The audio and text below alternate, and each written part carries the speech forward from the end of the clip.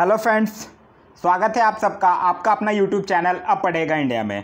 आज हम लेकर आए हैं आपके लिए प्रैक्टिस सेट नंबर 2 जो कि बिहार दरोगा मेंस के लिए चलाया जा रहा है। इससे पहले ऑलरेडी सेट 1 अपलोडेड है, अगर आप नहीं देखें तो जाके प्लेलिस्ट से देख सकते हैं। साथ ही साथ बहुत सारे एसआई मेंस के प्रैक्टिस सेट्स अवेलेबल हैं, तो वहाँ से जाके आप प्लेलिस्ट से देख सकते हैं। आपको प्लेलिस्ट में एक बिहार दरोगा मेंस के नाम से एक प्लेलिस्ट मिल जाएगा, वहाँ ऑलमोस्ट 50 से भी ज़्यादा प्रैक्टिस सेट्स अवेलेबल हैं, तो आप वहाँ से जाके देख सकते हैं। वो आपके आने वाले एग्जाम में काफ़ी बेनिफिशियल साबित होंगे। चलिए बढ़ते हैं क्वेश्चंस की तरफ। आज का जो हमारा पहला क्वेश्चन है वो ये कह रहा है कि नवजात शिशु की 3 माह तक के आयु के अध्ययन को क्या कहा जाता है। तो इस क्वेश्चन का जो सही आंसर होगा वो हो जाएगा ऑप्शन नंबर डी, यानी नियोनेटोलॉजी कहा जाता है जो नवजात शिशु की 3 माह तक की आयु के अध्ययन को। नेक्स्ट क्वेश्चन है हमारा question number second. Question number second कह रहा है एक विशेष कार्य करने वाले समान कोशिकाओं के समूह को क्या कहा जाता है। तो देखिए, विशेष कार्य करने वाले कोशिकाओं के समूह को टिश्यू कहा जाता है, मतलब उत्तक कहा जाता है। तो इस क्वेश्चन का जो सही आंसर होगा वो हो जाएगा ऑप्शन नंबर ए, उत्तक। और उत्तकों के समूह मिलकर क्या बनते हैं? अंग का निर्माण करते हैं, और विभिन्न अंग मिलकर अंग तंत्र का निर्माण करते हैं। नेक्स्ट क्वेश्चन है question number third. Question number third कह रहा है निम्न में से कौन सा जीव जो है वो एक कोशिकीय नहीं है। देखिए, एक कोशिकीय नहीं है मतलब कि कहने का सिंपल सा मतलब वो आपसे ये पूछ रहा है कि वो बहुकोशिकीय है। देखिए, अगर हम बात एक कोशिकीय की करते हैं तो एकमात्र कोशिका स्वयं में ही एक क्या होता है? संपूर्ण जीव होता है। जैसे कि अमीबा हो गया, पैरामीशियम हो गया, ये सब जो क्या है वो एक कोशीय जीव है। तो अगर हम बात करते हैं, अमीबा क्या है? एक कोशीय जीव है। जीवाणु भी क्या है? एक कोशीय जीव है। और क्लैमिडोनस भी जो क्या है वो भी एक जीव। लेकिन अगर हम बात कवक की करते हैं तो कवक जो है वो बहुकोशिकीय जीवों के अंतर्गत आता है।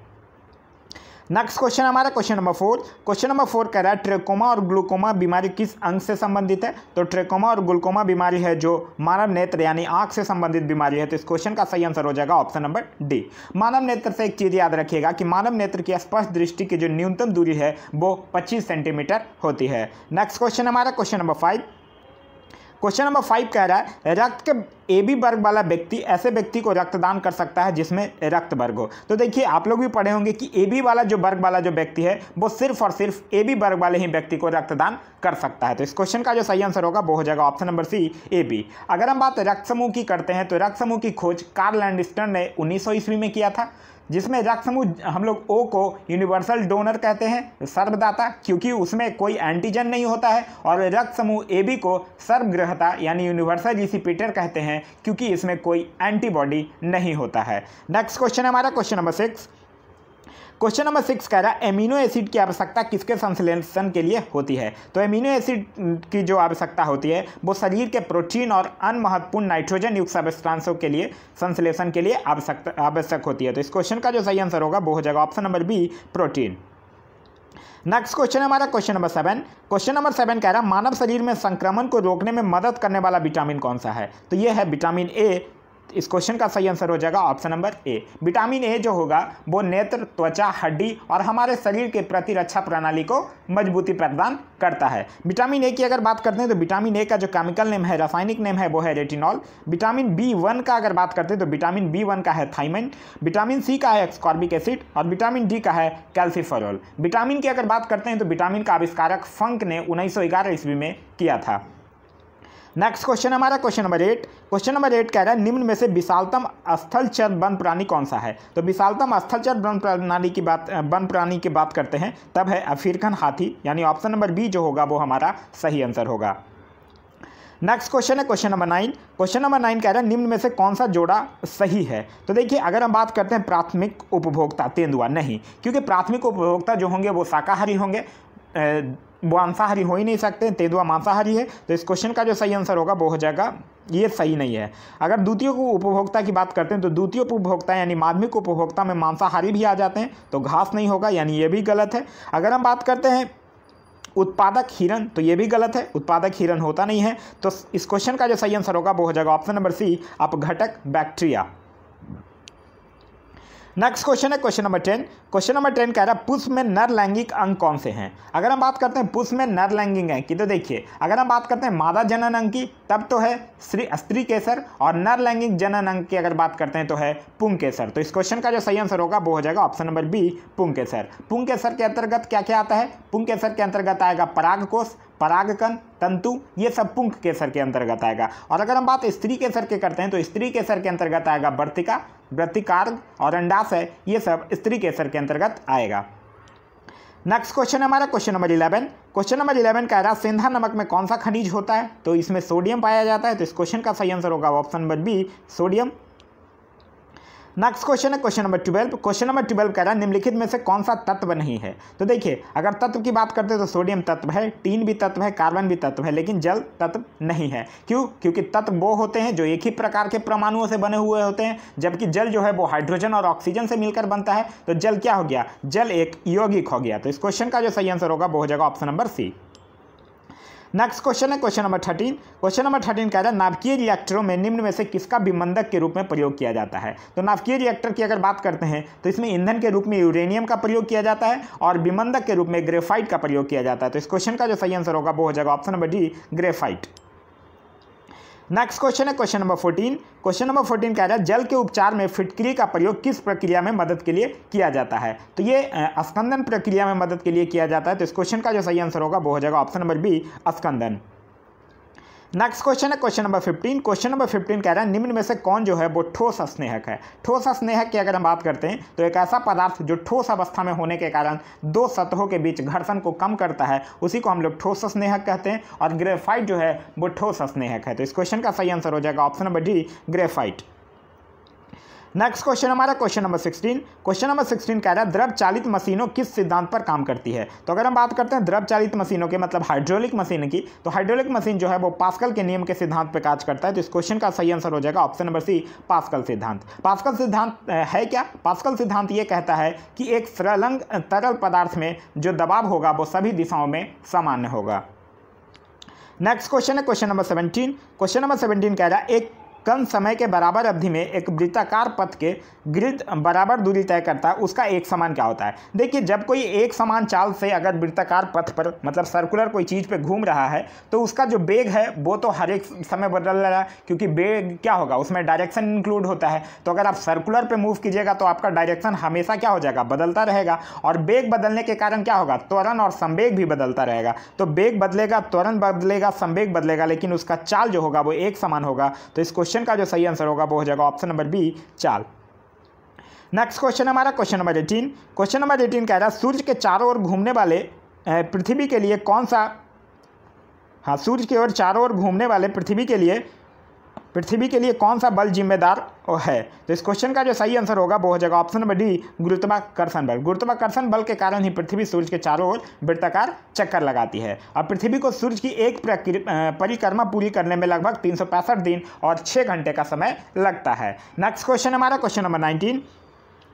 क्वेश्चन नंबर 19 कह रहा है निम्नलिखित सूक्ष्म जीवों पर विचार करें। वायरस, कवक और जीवाणु दिया हुआ है और कह रहा है कि उपरोक्त में से कौन सा जैविक नाइट्रोजन स्थिरीकरण के लिए जिम्मेदार है? तो देखिए, अगर हम जैविक नाइट्रोजन स्थिरीकरण की बात करते हैं तो उसके लिए जीवाणु जिम्मेदार है और कवक जिम्मेदार है, वायरस नहीं जिम्मेदार है। तो इस क्वेश्चन का जो सही आंसर होगा वो हो जाएगा केवल 2 और 3, यानी ऑप्शन नंबर बी। अगर हम बात करते हैं जीवाणु और कवक और वायरस की, तो इससे कुछ मानव जनित रोग हैं जो कि अक्सर एग्जाम में पूछा जाता है। तो याद रखिएगा, अगर हम बात वायरस यानी विषाणु की करते हैं तो इसके कारण एड्स, पोलियो, चेचक, खसरा, रेबीज, ट्रेकोमा ये सब बीमारियां होती हैं। अगर हम जीवाणु यानी बैक्टीरिया की बात करते हैं तो बैक्टीरिया से याद रखिएगा टिटनस, हैजा, टाइफाइड, डिप्थेरिया, प्लेग, निमोनिया ये सब जीवाणु के कारण होता है। अगर हम कवक यानी फंगस की बात करते हैं तो फंगस से याद रखिएगा दमा, खाज, दाद, गंजापन, एथलीट फुट ये सब बीमारियां फंगस के कारण होती हैं। नेक्स्ट क्वेश्चन है हमारा क्वेश्चन नंबर 20। क्वेश्चन नंबर 20 कह रहा है उष्मीय मान यानी कैलोरीफिक वैल्यू को किस मात्रक द्वारा प्रदर्शित किया जाता है? अगर हम बात कैलोरीफिक वैल्यू की करते हैं तो इसको प्रदर्शित किया जाता है किलो जूल पर केजी के मात्रक से। तो इस क्वेश्चन का जो सही आंसर होगा वो हो जाएगा ऑप्शन नंबर बी। अगर हम बात करते हैं कैलोरीफिक वैल्यू की, तो कैलोरीफिक वैल्यू जो है वो 1 किलो ईंधन के जलने पर निकलने वाली जो ऊर्जा होती है उसी को हम लोग कैलोरीफिक वैल्यू या फिर उष्मीय मान कहते हैं। नेक्स्ट क्वेश्चन हमारा क्वेश्चन नंबर 21। क्वेश्चन नंबर 21 कह रहा है चोट लगने पर रक्तस्राव को रोकने एवं रक्त जमने में कौन सा तत्व सहायक होता है? तो ये जो तत्व है वो है थ्रोम्बोसाइट्स। तो इस क्वेश्चन का सही आंसर हो जाएगा ऑप्शन नंबर डी। इसको हम लोग प्लेटलेट्स भी कहते हैं और इसका जो मुख्य कार्य है वो शरीर में हार्मोन और प्रोटीन उपलब्ध कराना होता है। नेक्स्ट क्वेश्चन है क्वेश्चन नंबर 22। क्वेश्चन नंबर 22 कह रहा है निम्न में से कौन सदा उस वस्तु की छोटी छवि बनाएगा जो उसके सामने रखी जाएगी। तो इस क्वेश्चन का जो सही आंसर होगा वो हो जाएगा ऑप्शन नंबर बी, उत्तल दर्पण जो होगा वो सामने रखी कोई भी वस्तु होगा वो सदा उस वस्तु की छोटी छवि बनाएगा। अगर हम बात उत्तल दर्पण की करते हैं तो उत्तल दर्पण में प्रत्येक दशा में जो प्रतिबिंब होगा वो दर्पण के पीछे उसके ध्रुव और फोकस के बीच वस्तु से छोटा, सीधा और आभासी बनेगा। उत्तल दर्पण का प्रयोग जो होगा वो साइड मिरर के रूप में या फिर सोडियम परावर्तक लैंप में भी किया जाता है। नेक्स्ट क्वेश्चन है हमारा क्वेश्चन नंबर 23। क्वेश्चन नंबर 23 कह रहा है प्रकाश ऑक्सीकरण प्रक्रिया शुरू की जाती है। तो प्रकाश ऑक्सीकरण प्रक्रिया जो है वो प्रकाश के द्वारा ही शुरू की जाती है। तो इस क्वेश्चन का जो सही आंसर होगा वो हो जाएगा ऑप्शन नंबर ए। नेक्स्ट क्वेश्चन है क्वेश्चन नंबर 24। क्वेश्चन नंबर 24 कह रहा है सर सीवी रमन को उनके किस प्रयोग के लिए नोबेल पुरस्कार दिया गया है। तो सर सीवी रमन को 1930 में भौतिकी के लिए, फिजिक्स के लिए मिला है और उसमें जो उनका टॉपिक था मतलब प्रकाश प्रकीर्णन के प्रयोग के लिए नोबेल पुरस्कार उनको दिया गया है। तो इस क्वेश्चन का जो सही आंसर होगा वो हो जाएगा ऑप्शन नंबर सी, प्रकाश का प्रकीर्णन। नेक्स्ट क्वेश्चन है क्वेश्चन नंबर 25। क्वेश्चन नंबर 25 कह रहा है भोजन का सर्वाधिक अवशोषण कहाँ होता है। तो देखिए भोजन का जो सर्वाधिक अवशोषण होता है वो इलियम में होता है। तो इस क्वेश्चन का सही आंसर हो जाएगा option number A, ileum. Ileum जो है वो एक छोटी आंत का एक भाग होता है जहाँ भोजन का पूर्ण पाचन के बाद अमीनो अम्ल और ग्लूकोज का अवशोषण इसकी दीवार में बनी रसाकुंडों द्वारा होता है। अगर हम बात भोजन की करते हैं तो याद रखिएगा कि मनुष्य में जो भोजन का पाचन होता है वो मुख से प्रारंभ हो जाता है और यह छोटी आंत तक जारी रहता है। मुख में जो स्थित लार ग्रंथियों से निकलने वाला जो एंजाइम टाइलिन होगा वो भोजन में उपस्थित स्टार्च को माल्टोज संकरा में अपघटित कर देता है और फिर माल्टोज नामक जो एंजाइम होगा वो माल्टोज संकरा को ग्लूकोज में परिवर्तित कर देता है। नेक्स्ट क्वेश्चन हमारा क्वेश्चन नंबर 26। क्वेश्चन नंबर 26 कह रहा है धन परिचालन की मात्रा में वृद्धि के कारण बढ़ते मूल्य की अवस्था क्या कहलाती है। तो ये कहलाएगी क्या, ये कहलाती है मुद्रास्फीति। तो इस क्वेश्चन का सही आंसर हो जाएगा ऑप्शन नंबर ए, मुद्रास्फीति। मुद्रास्फीति की अगर बात करते हैं तो यह एक ऐसी स्थिति है जिसमें कीमत स्तर में वृद्धि होती है और मुद्रा का जो मूल्य होता है वो गिरता है। अगर हम बात करते हैं इसके प्रभाव की, मुद्रास्फीति के प्रभाव की, तो इसका जो प्रभाव होगा वो उत्पादक वर्ग जैसे कि कृषक, उद्योगपति, व्यापारी, इन सबों को लाभ होगा और ऋणी को भी लाभ होगा और ऋणदाता को हानि होगा। नेक्स्ट क्वेश्चन हमारा क्वेश्चन नंबर 27। क्वेश्चन नंबर 27 कह रहा है भारत में दशमलव मुद्रा प्रणाली की शुरुआत कब की गई थी। तो दशमलव मुद्रा प्रणाली की बात करते हैं तो इसकी शुरुआत जो की गई थी वो अप्रैल 1957 में किया गया था। तो इस क्वेश्चन का जो सही आंसर होगा वो हो जाएगा ऑप्शन नंबर डी, अप्रैल 1957 में किया गया था। यह एक ऐसी संख्या पद्धति है जिसमें गिनती या गणना के लिए कुल 10 संख्याओं मतलब 0 से लेकर 9 तक का सहारा लिया जाता है। नेक्स्ट क्वेश्चन हमारा क्वेश्चन नंबर 28। क्वेश्चन नंबर 28 कह रहा है गोल्डन हैंडशेक निम्न में से किससे संबंधित है। अगर हम बात करते हैं गोल्डन हैंडशेक्स की तो ये एक 1991 की एक बात है जब 1991 में नई औद्योगिक नीति आई थी। नई औद्योगिक नीति में जो सरकार जो था वो सार्वजनिक क्षेत्र के उपक्रमों के अधिक कर्मचारियों के भार से मुक्त करने के लिए उन्हें स्वैच्छिक सेवानिवृत्ति योजना प्रारंभ किया था और इसे ही हम लोग गोल्डन हैंडशेक के नाम से जानते हैं। तो इस क्वेश्चन का जो सही आंसर होगा वो हो जाएगा ऑप्शन नंबर सी, कर्मचारियों की स्वैच्छिक सेवानिवृत्ति से। नेक्स्ट क्वेश्चन है हमारा क्वेश्चन नंबर 29। क्वेश्चन नंबर 29 कह रहा है किस सरकारी एजेंसी ने राज सांख्यिकी की एक पुस्तिका विकसित की है। तो ये किया गया है नीति आयोग के द्वारा। तो इस क्वेश्चन का जो सही आंसर होगा वो हो जाएगा ऑप्शन नंबर सी, नीति आयोग। नीति आयोग जो है वो राज सांख्यिकी की एक हैंडबुक विकसित किया है जो हर भारतीय राज्य और केंद्र शासित प्रदेश के लिए प्रमुख आंकड़ों को समेकित करती है। अगर हम बात नीति आयोग की करते हैं तो नीति आयोग से याद रखिएगा यह भारत सरकार द्वारा 1 जनवरी 2015 को गठित एक नई संस्थान है जिसे योजना आयोग के स्थान पर लाया गया है। नीति आयोग का फुल फॉर्म है national institution for transforming India और यह एक गैर संवैधानिक निकाय है।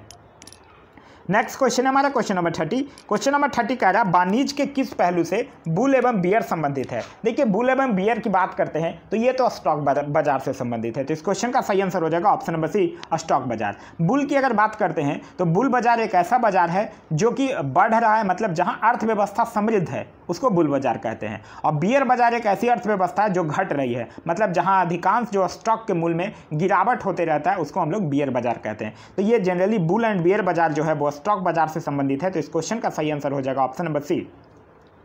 नेक्स्ट क्वेश्चन है हमारा क्वेश्चन नंबर 31।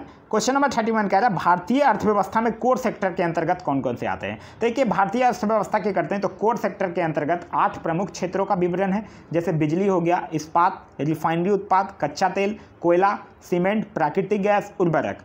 तो कोयला भी है, पेट्रोलियम भी है, सीमेंट भी है, स्टील भी है। तो इस क्वेश्चन का जो सही आंसर हो जाएगा वो हो जाएगा ऑप्शन नंबर डी, 1, 2 और 3 और 4।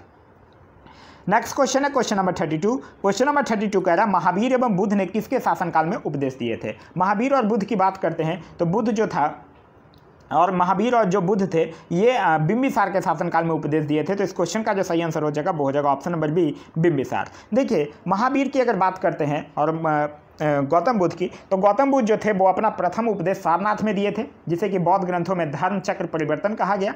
और वो बुद्ध जो थे वो अपना उपदेश जनसाधारण की पाली भाषा में दिए थे। और बुद्ध ने अपना सर्वाधिक उपदेश जो था वो श्रावस्ती में दिए थे। और महावीर जो था वो अपने उपदेश जो थे वो प्राकृत भाषा में दिए थे। तो इस क्वेश्चन का सही आंसर तो हो जाएगा option number B, Bimbisara. Next question है हमारा क्वेश्चन नंबर 33। क्वेश्चन नंबर 33 कह रहा है आलमगीरपुर जो हड़प्पा सभ्यता का एक स्थल है किस प्रांत में स्थित है। तो आलमगीरपुर की अगर बात करते हैं तो ये उत्तर प्रदेश के मेरठ जिले में हिंडन नदी के किनारे स्थित है। तो इस क्वेश्चन का जो सही आंसर हो जाएगा वो हो जाएगा option number D, Uttar Pradesh. Alamgirpur की अगर बात करते हैं तो इसके उत्खननकर्ता का नाम है एकदत्त शर्मा, और इसका उत्खनन हुआ था 1958 में। अगर हम बात राजस्थान की करते हैं तो राजस्थान से जो हड़प्पा सभ्यता का जो स्थल है वो याद रखिएगा कालीबंगन, गुजरात से याद रखिएगा लोथल, धौलावीरा, और हरियाणा से याद रखिएगा बनमाली। नेक्स्ट क्वेश्चन हमारा क्वेश्चन नंबर 34। क्वेश्चन नंबर 34 कह रहा है तेलुगु कृति अमुक्तमाल्यद के लेखक कौन है। तो अमुक्तमाल्यद की लेखक हैं कृष्णदेव राय। तो इस क्वेश्चन का जो सही आंसर होगा वो हो जाएगा ऑप्शन नंबर बी, कृष्णदेव राय। कृष्णदेव राय की बात करते हैं तो ये तेलुगु में अमुक्तमाल्यद और संस्कृत में एक जाम्बवती कल्याणम की रचना किए थे। तेलुगु कृष्णदेव राय से एक और चीज़ याद रखिएगा, इनके दरबार में तेलुगु साहित्य के 8 सर्वश्रेष्ठ कवि रहते थे जिन्हें अष्टदिग्गज भी कहा जाता था। और इनके शासनकाल को तेलुगु साहित्य का क्लासिक युग भी कहा गया है। नेक्स्ट क्वेश्चन है हमारा क्वेश्चन नंबर 35। क्वेश्चन नंबर 35 कह रहा है निम्न में से किस मुगल सम्राटों ने स्वयं अपनी आत्मकथा लिखी है। तो इस क्वेश्चन का सही आंसर हो जाएगा ऑप्शन नंबर बी, बाबर और जहांगीर। बाबर जो था वो अपनी आत्मकथा बाबरनामा की रचना किया था, जिसका अनुवाद बाद में फिर फारसी भाषा में अब्दुल रहीम खान खाना के द्वारा किया गया है। क्लियर है। चलिए अब बढ़ते हैं अपने अगले क्वेश्चन की तरफ, जो कि हमारा क्वेश्चन नंबर 36। क्वेश्चन नंबर 36 कह रहा है कि निम्न में से कौन सा भारत आने वाला पहला अंग्रेजी जहाज था। तो भारत आने वाला जो पहला अंग्रेजी जहाज था उसका नाम था रेड ड्रैगन। तो इस क्वेश्चन का जो सही आंसर हो जाएगा वो हो जाएगा option number C, red dragon. Clear है। चलिए अब बढ़ते हैं अपने अगले क्वेश्चन की तरफ, जो कि हमारा क्वेश्चन नंबर 37। क्वेश्चन नंबर 37 कह रहा है राजा रणजीत सिंह को राजा की उपाधि किसने दी थी। तो राजा रणजीत सिंह को जो राजा की उपाधि दी थी वो दिया था जमान शाह ने। तो इस क्वेश्चन का सही आंसर हो जाएगा option number C, Zaman Shah. देखिए 1798 की बात है जब जमान शाह ने पंजाब पर आक्रमण किया था और वापस जाते समय जो उसकी तोप थी वो चिनाब नदी में गिर गई थी। तो रणजीत सिंह ने उस तोप को निकलवाकर वापस भिजवा दिया था। इसी के बदले में जमान शाह जो था उसे लाहौर पर अधिकार करने की अनुमति दे दिया था, और इसी दौरान जमान शाह ने रणजीत सिंह को राजा की भी उपाधि दी थी। नेक्स्ट क्वेश्चन हमारा क्वेश्चन नंबर 38। क्वेश्चन नंबर 38 कह रहा है ब्रिटिशों ने पंजाब को निम्न में से किस वर्ष में अपने राज्य में मिलाया था। तो अगर हम बात करते हैं तो ये मिलाया था 1856 में। तो इस क्वेश्चन का जो सही आंसर होगा वो हो जाएगा ऑप्शन नंबर डी, 1856 यानी 1848 से लेकर 1856 तक था लॉर्ड डलहौजी का शासनकाल, यानी ये लॉर्ड डलहौजी के काल में हुआ था। तो इस क्वेश्चन का सही आंसर है option number D. Next question हमारा क्वेश्चन नंबर 39। क्वेश्चन नंबर 39 कह रहा है नए भारत का पैगंबर किसे कहा जाता है। तो नए भारत का पैगंबर कहा जाता है राजा राम मोहन राय को। तो ऑप्शन नंबर सी जो होगा वो हमारा सही आंसर हो जाएगा। राजा राम से याद रहिएगा, इन्हें भारतीय पुनः जागरण का अग्रदूत भी कहा जाता है। राजा राम मोहन राय से और चीज़ें याद रखिएगा, जैसे 1815 में इन्होंने आत्मीय सभा की खोज की स्थापना किया, 1825 में वेदांत कॉलेज की स्थापना किया, 1828 में ब्रह्म समाज की स्थापना किया। अगर हम बात स्वामी दयानंद सरस्वती की करते हैं तो स्वामी दयानंद सरस्वती से याद रखिएगा, इन्होंने 1875 ईस्वी में आर्य समाज की स्थापना किया था। स्वामी विवेकानंद की अगर बात करते हैं तो इनसे याद रखिएगा 1887 ईस्वी में इन्होंने बेलूर मठ की स्थापना किया था, और 1897 ईस्वी में इन्होंने रामकिशन मिशन का स्थापना किया था। नेक्स्ट क्वेश्चन हमारा क्वेश्चन नंबर 40।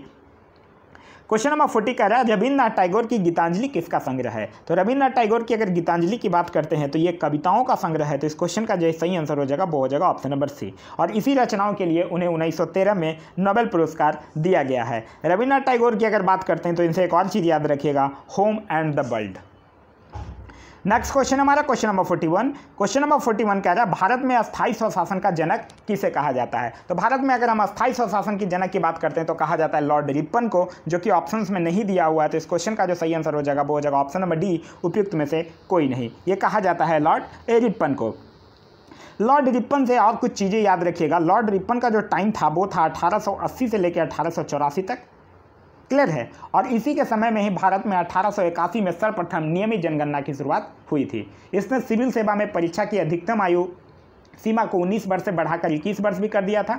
1882 में इसने वर्नाकुलर प्रेस एक्ट को भी समाप्त कर दिया था। अगर हम बात और ऑप्शंस की करते हैं तो लॉर्ड कॉर्नवालिस से याद रखिएगा, इसे भारत में नागरिक सेवा का जनक माना गया है और इसने जिला में पुलिस थाना की स्थापना कर एक दरोगा को इसका इंचार्ज बनाया था। इसने 1793 ईस्वी में अस्थायी बंदोबस्त की भी पद्धति लागू की थी।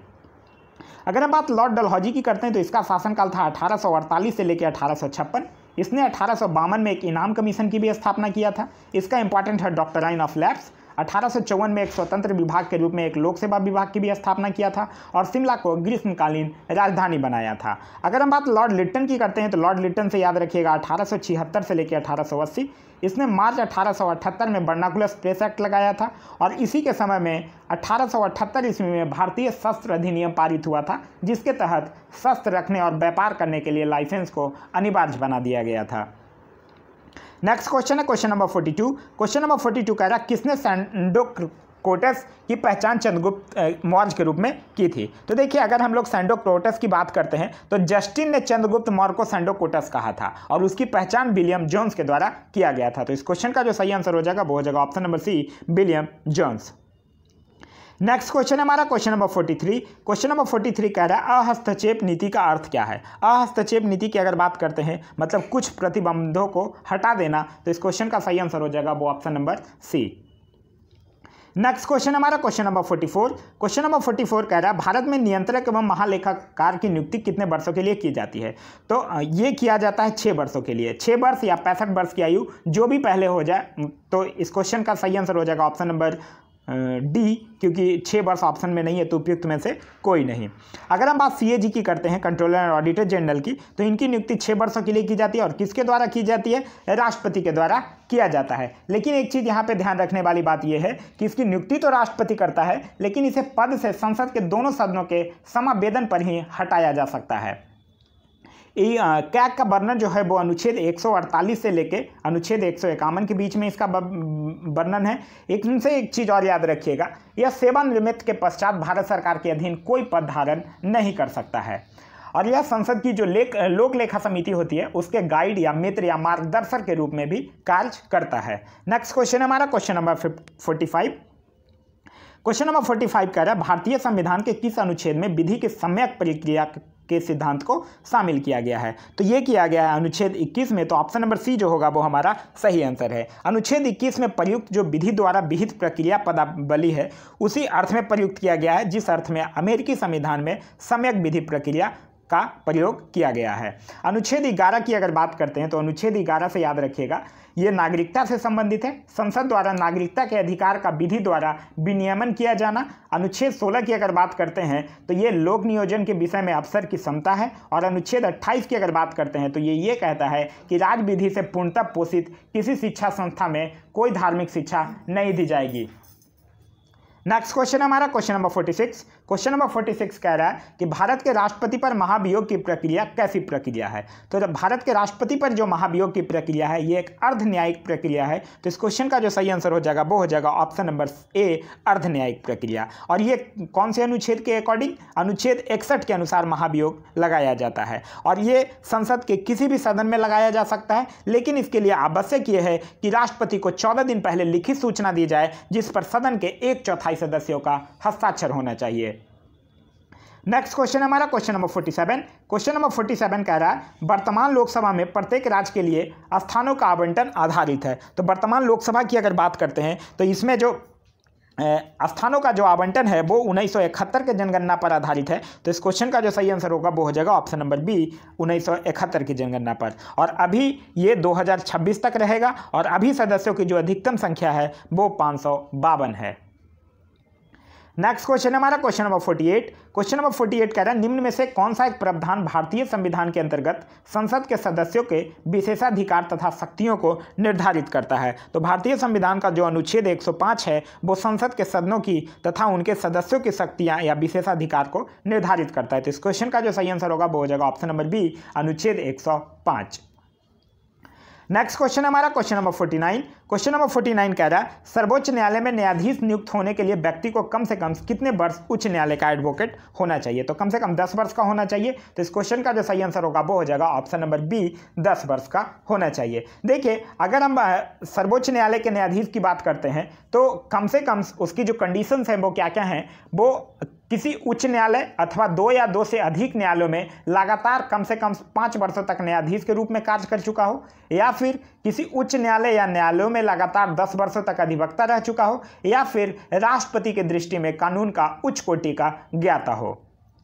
अगर हम उच्चतम न्यायालय के न्यायाधीश की बात करते हैं तो इसके बनने के लिए न्यूनतम आयु सीमा निर्धारित नहीं की गई है, लेकिन अगर ये एक बार नियुक्त हो जाते हैं तो इनके अवकाश ग्रहण करने की आयु सीमा 65 वर्ष है। नेक्स्ट क्वेश्चन हमारा क्वेश्चन नंबर 50। क्वेश्चन नंबर 50 कह रहा है कि 73वें संविधान संशोधन के संदर्भ में निम्न कथनों पर विचार व्यक्त कीजिए। इसमें 50% सीटों पर महिलाओं का आरक्षण प्रावधान है, ये गलत है। क्यों? क्योंकि इसमें 33.1/3% पर है। नेक्स्ट क्वेश्चन हमारा नेक्स्ट पॉइंट कह रहा है यदि पंचायत भंग होती है तो 6 माह के अवधि अंदर चुनाव कराया जाना चाहिए, ये बिल्कुल सही है। 73वें संविधान संशोधन संविधान के 12वीं अनुसूची में, ये भी गलत है। क्यों? क्योंकि 11वीं अनुसूची में है और यह त्रिस्तरीय मॉडल की व्यवस्था करता है, ये बिल्कुल सही है। यह त्रिस्तरीय मॉडल की व्यवस्था करता है, पंचायत स्तर पर ग्राम पंचायत, ब्लॉक स्तर पर पंचायत समिति, जिला स्तर पर जिला परिषद। लेकिन यहाँ पे एक याद रखने वाली बात है कि लेकिन अगर किसी राज्य की जनसंख्या 20 लाख से कम है तो मध्यवर्ती स्तर पर पंचायत के गठन की बाध्यता नहीं है। नेक्स्ट क्वेश्चन हमारा क्वेश्चन नंबर 51। क्वेश्चन नंबर 51 कह रहा है भारत में चलित न्यायालय यानी मोबाइल कोर्ट का सूत्रपात किसने किया था? तो भारत में चलित न्यायालय मोबाइल कोर्ट का जो सूत्रपात है वो डॉक्टर APJ अब्दुल कलाम, जो कि हमारे फॉर्मर प्रेसिडेंट थे, उनके द्वारा किया गया था। तो इस क्वेश्चन का जो सही आंसर होगा वो हो जाएगा ऑप्शन नंबर सी। देखिए, अगर हम बात करते हैं ये किए क्यों थे, उच्च न्यायालय और उच्चतम न्यायालय में भीड़ को देखते हुए कि लोगों को कम से कम जल्दी से जल्दी न्याय मिल जाए, इसीलिए उन्होंने एक तत्कालिक व्यवस्था चलाया था चलित न्यायालय के रूप में। अगर हम बात उच्चतम न्यायालय की करते हैं तो उच्चतम न्यायालय के गठन संबंधी जो प्रावधान है वो है अनुच्छेद 124 में, और उच्च न्यायालय का गठन संबंधी जो प्रावधान है वो है 214 में। नेक्स्ट क्वेश्चन हमारा क्वेश्चन नंबर 52। क्वेश्चन नंबर 52 कह रहा है स्वतंत्रता का अर्थ है। तो स्वतंत्रता का अर्थ देखिए बाहरी प्रतिबंधों का अभाव होना, ये भी है, और ऐसी स्थितियों का होना जिसमें लोग अपनी प्रतिभा का विकास करें, ये भी है। तो इस क्वेश्चन का जो सही आंसर होगा वो हो जाएगा 1 और 2 दोनों सही है। तो इस क्वेश्चन का जो सही आंसर हो जाएगा वो हो जाएगा ऑप्शन नंबर सी। क्लियर है? चलिए नेक्स्ट क्वेश्चन हमारा क्वेश्चन नंबर 53। क्वेश्चन नंबर 53 कह रहा है कि लोकसभा चुनाव का कोई प्रत्याशी अपनी जमानत खो देता है यदि उसे प्राप्त ना हो। तो देखिए, अगर कोई भी उम्मीदवार जो है उसको अगर कुल वैध मतों का 1/6 भाग नहीं मिलता है तो वो अपनी उम्मीदवारी मतलब जमानत खो देता है। तो इस क्वेश्चन का जो सही आंसर होगा वो हो जाएगा ऑप्शन नंबर डी, वैध मतों का 1/6। नेक्स्ट क्वेश्चन हमारा क्वेश्चन नंबर 54। क्वेश्चन नंबर 54 कह रहा है संविधान को एक पवित्र दस्तावेज किसने कहा था? तो संविधान को एक पवित्र दस्तावेज कहा था डॉक्टर BR अम्बेडकर के द्वारा कहा गया था। तो इस क्वेश्चन का जो सही आंसर होगा वो हो जाएगा ऑप्शन नंबर ए, BR अम्बेडकर। BR अम्बेडकर से एक चीज़ याद रखिएगा, संविधान सभा में अम्बेडकर का जो पहली बार निर्वाचन हुआ था वो बंगाल से हुआ था, और देश बंटवारा के बाद जो उनका निर्वाचन हुआ था वो बॉम्बे से हुआ था। नेक्स्ट क्वेश्चन हमारा क्वेश्चन नंबर 55। क्वेश्चन नंबर 55 कह रहा है आर्थिक नियोजन भारतीय संविधान के किस सूची में वर्णित है? तो आर्थिक नियोजन की बात करते हैं, आर्थिक नियोजन हो गया, शिक्षा हो गया, वन हो गया, ये सब समवर्ती सूची का विषय है। तो इस क्वेश्चन का जो सही आंसर होगा वो हो जाएगा ऑप्शन नंबर सी, समवर्ती सूची। समवर्ती सूची की अगर हम लोग बात करते हैं तो समवर्ती सूची में अभी 52 विषय हैं लेकिन मूलतः 47 विषय थी। संघ सूची की अगर बात करते हैं तो अभी 100 विषय हैं लेकिन मूलतः 97 थी, और राज्य सूची की अगर बात करते हैं तो अभी 61 विषय है लेकिन मूलतः 66 विषय था।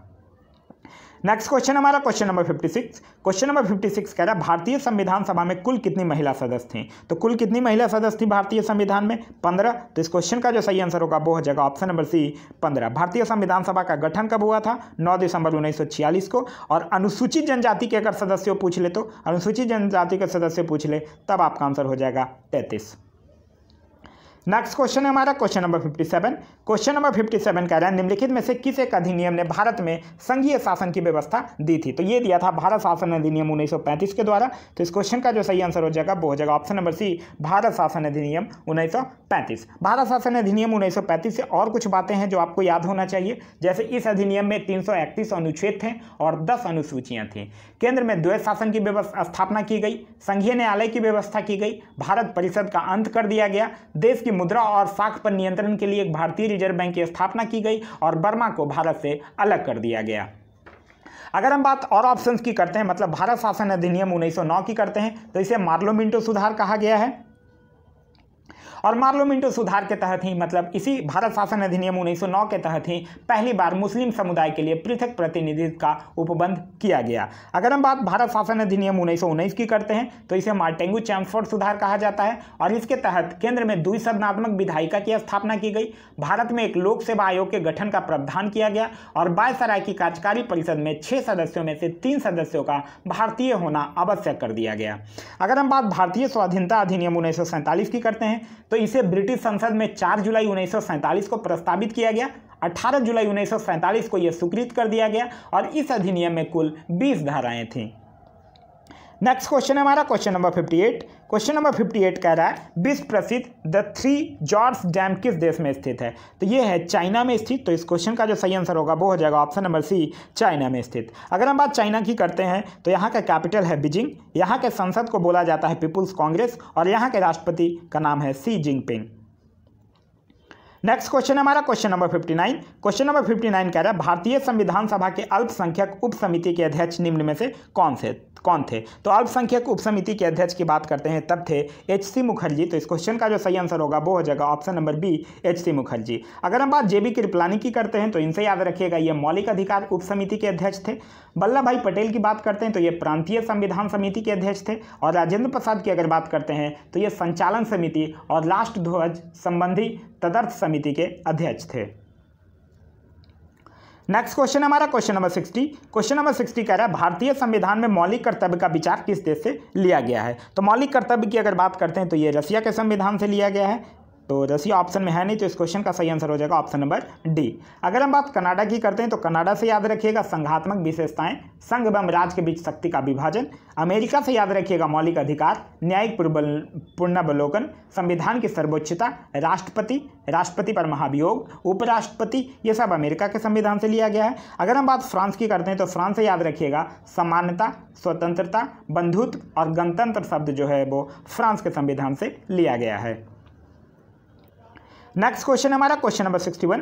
क्वेश्चन नंबर 61 कह रहा है निम्नलिखित में से कौन सी जो झील है वो एक लैगून झील नहीं है? अगर हम बात करते हैं लैगून की, तो लैगून होता क्या है? देखिए समुद्र से पृथक होकर जो तटीय क्षेत्रों में निर्मित छिछली खारे पानी की जो झीलें होती है उसे हम लोग लैगून कहते हैं। तो जो इस क्वेश्चन का जो सही आंसर होगा वो हो जाएगा ऑप्शन नंबर सी, पेरियार झील। क्यों? क्योंकि पेरियार झील में जो पानी आता है वो पेरियार नदी से प्राप्त होता है। तो इस क्वेश्चन का सही आंसर हो जाएगा वो ऑप्शन नंबर सी हो जाएगा, पेरियार झील। पेरियार झील है कहाँ? पेरियार झील है केरल में।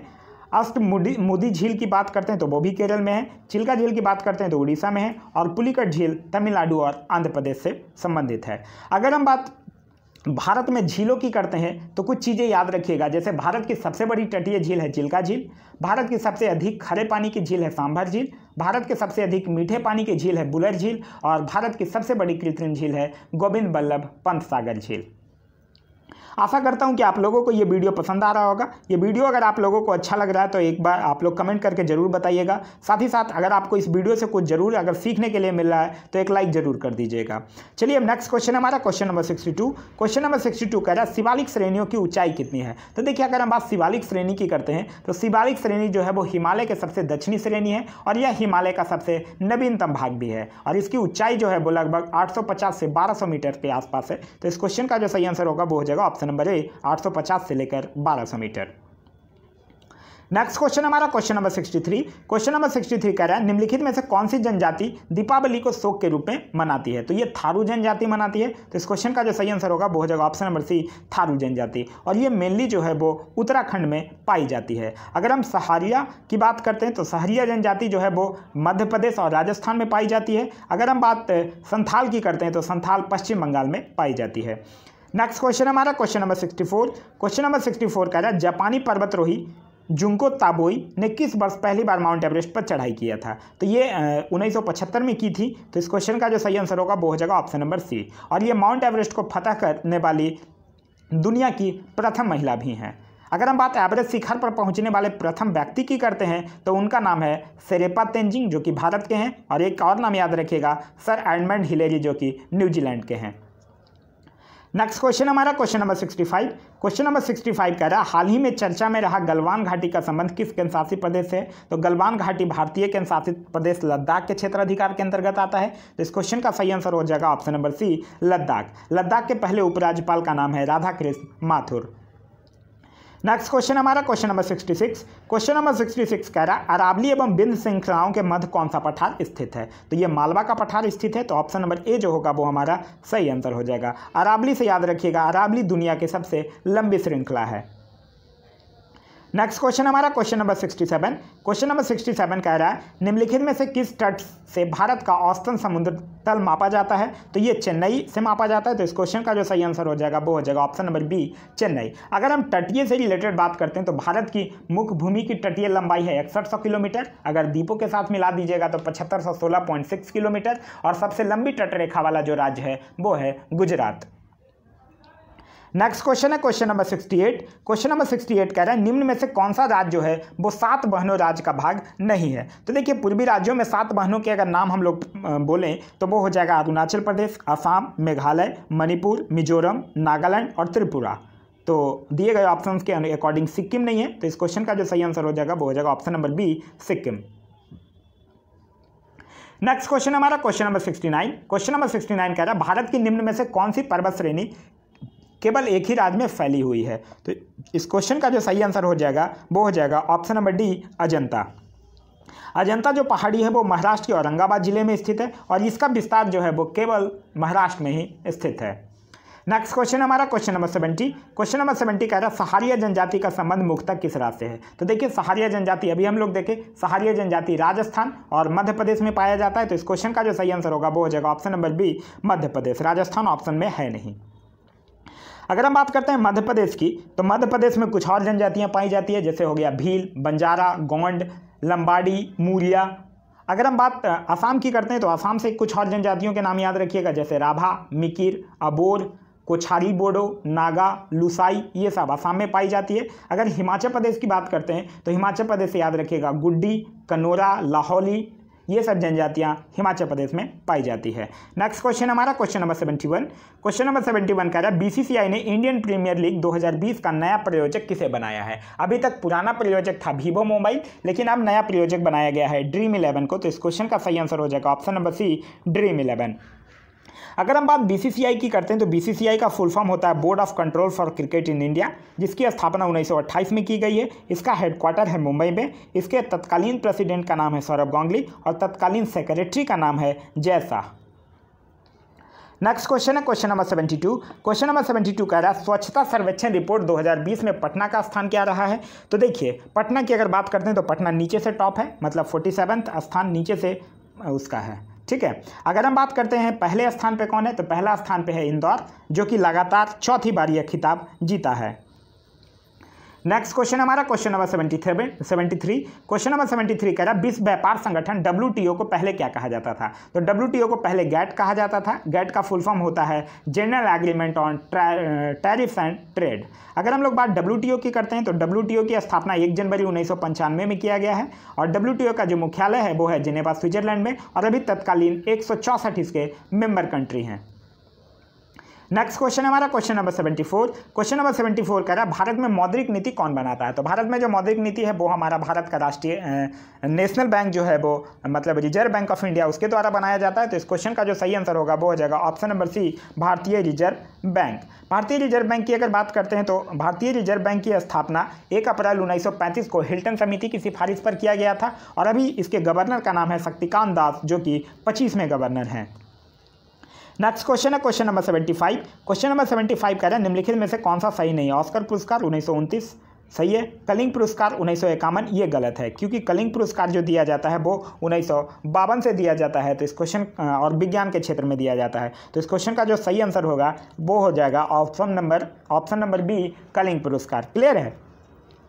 चलिए अब बढ़ते हैं अपने अगले क्वेश्चन की तरफ, जो कि हमारा क्वेश्चन नंबर 76। क्वेश्चन नंबर 76 कह रहा है निम्नलिखित में से कौन भारतनाट्यम की नर्तिका नहीं है। तो देखिए अगर हम लोग सितारा देवी की बात करते हैं ऑप्शन 1 की, तो सितारा देवी ही भारतनाट्यम की नर्तिका नहीं है। सितारा देवी जो है वो भारत की प्रसिद्ध कथक की नृत्यांगना है। तो इस क्वेश्चन का जो सही आंसर होगा वो हो जाएगा ऑप्शन नंबर ए, सितारा देवी। नेक्स्ट क्वेश्चन है हमारा क्वेश्चन नंबर 77। क्वेश्चन नंबर 77 कह रहा है विवेकानंद रॉक मेमोरियल किस राज्य या केंद्र शासित प्रदेश में स्थापित किया गया है। तो विवेकानंद रॉक मेमोरियल की अगर बात करते हैं तो ये तमिलनाडु में स्थापित किया गया है और ये एक प्रमुख दार्शनिक स्थल है। तो इस क्वेश्चन का जो सही आंसर हो जाएगा वो हो जाएगा option number D, Tamil Nadu. Tamil Nadu की अगर बात करते हैं तो यहाँ के मुख्यमंत्री का नाम है E.K. पलानीस्वामी और यहाँ के गवर्नर का नाम है बनवारी लाल पुरोहित। नेक्स्ट क्वेश्चन है हमारा क्वेश्चन नंबर 78। क्वेश्चन नंबर 78 कह रहा है नारायण कार्तिकेयन और करुण चंदोक प्रमुख व्यक्ति किससे संबंधित हैं। तो ये कार रेसिंग से संबंधित है। तो ऑप्शन नंबर सी जो होगा वो हमारा सही आंसर होगा। नेक्स्ट क्वेश्चन हमारा क्वेश्चन नंबर 79। क्वेश्चन नंबर 79 कह रहा है केसर की खेती के लिए कौन सी मिट्टी उपयुक्त है। तो केसर की खेती के लिए दोमट मिट्टी उपयुक्त है। तो इस क्वेश्चन का सही आंसर हो जाएगा ऑप्शन नंबर सी, दोमट मिट्टी। इसका जो पौधा होता है वो वर्षा और हिमपात दोनों सहन कर लेता है, इसलिए भारत का सबसे बड़ा केसर का उत्पादक है जम्मू कश्मीर। नेक्स्ट क्वेश्चन है हमारा क्वेश्चन नंबर 80। क्वेश्चन नंबर 80 कह रहा है निम्न में से किस राज्य से होकर बराक नदी नहीं बहती है। तो बराक नदी की अगर बात करते हैं तो बराक नदी मणिपुर में बहती है, मिजोरम में भी बहती है और नागालैंड में भी बहती है, और फिर उसके बाद ये बांग्लादेश में ब्रह्मपुत्र नदी में जाके मिल जाती है। तो इस क्वेश्चन का जो सही आंसर होगा वो हो जाएगा ऑप्शन नंबर डी, ये अरुणाचल प्रदेश में नहीं बहती है। क्लियर है। चलिए तो ये था हमारा आज का वीडियो। आज का वीडियो आप लोगों को कैसा लगा ये मुझे कमेंट करके जरूर बताइएगा। साथ ही साथ इस वीडियो से अगर आप लोगों को कुछ सीखने के लिए मिल रहा है तो एक लाइक जरूर कर दीजिएगा। आप लोगों से एक छोटी सी रिक्वेस्ट है, आप लोग पहले PDF डाउनलोड कर लीजिए, उसके बाद इस सेट को अटेम्प्ट कीजिए और कितना मार्क्स आ रहा है वो आप मुझे कमेंट करके जरूर बताइए।